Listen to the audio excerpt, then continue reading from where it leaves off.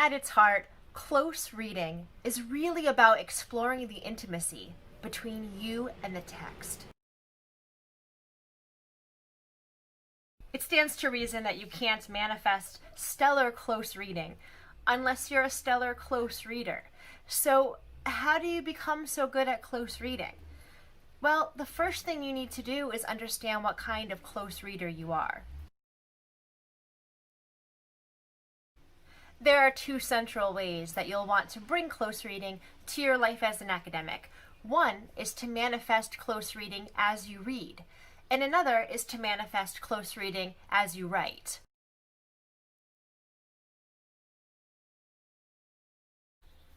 The most important way to close read a text and to understand who you are as a close reader, which is going to be different from everybody else who close reads, is to come to a text as you are. As you sit down with a text, you're already entering a relationship with the text. You want to understand that relationship. Are you feeling timid about it? Are you feeling excited? Do you love to read the love scenes? Do you gravitate toward issues of racism? Do you gravitate toward flowery language? Do you love imagery? How do you come to terms, according to your history and your personality, with the text? And what kind of relationship does that forge? As you begin to understand that relationship, you are going to dive right into close reading. We all have an intimacy with texts. We need to understand that intimacy. Which point of your life are you reading from? How does the text appeal to certain facets of who you are? As you begin to unpack that scenario, as you begin to piece together that puzzle, you're becoming a close reader of the best kind. My second tip for being a stellar close reader of texts is to annotate.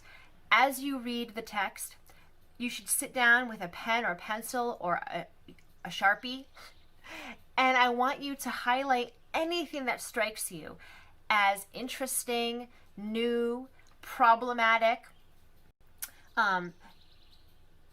Ask questions, underline things, start to note things that stand out to you for any reason at all. If it stands out to you, then it's part of your close reading process.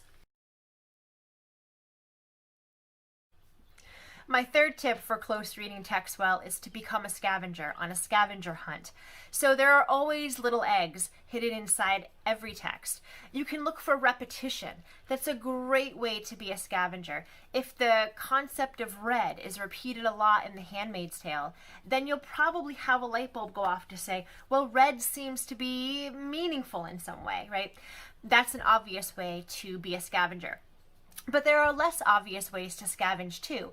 And you should always scavenge based on what you're hungry for the most. So if you're somebody who's hungry about gender politics, then go for a scavenger hunt for those Easter eggs that are related to sexism, gender politics, presentation of the male penis, whatever stands out for you the most.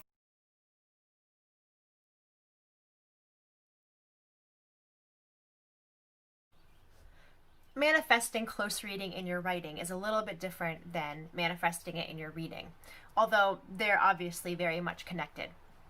So when you're manifesting it in your writing, you want to make sure that every paragraph, because the academic genre is centered on primary text, that in every paragraph you're showing how you've close read a particular scene or moment or symbol, whatever it is, from the primary text by taking the reader through how you've understood it and why you've understood it the way that you had. So using excerpts, sometimes using some analysis of the text, is incredibly important to manifest how you've close read. Be forthcoming about the lens that you've chosen for the close reading and present your ideas through that lens. Take your time and really show the relationship that you forged with the text so that readers can understand better why you have the ethos that you do.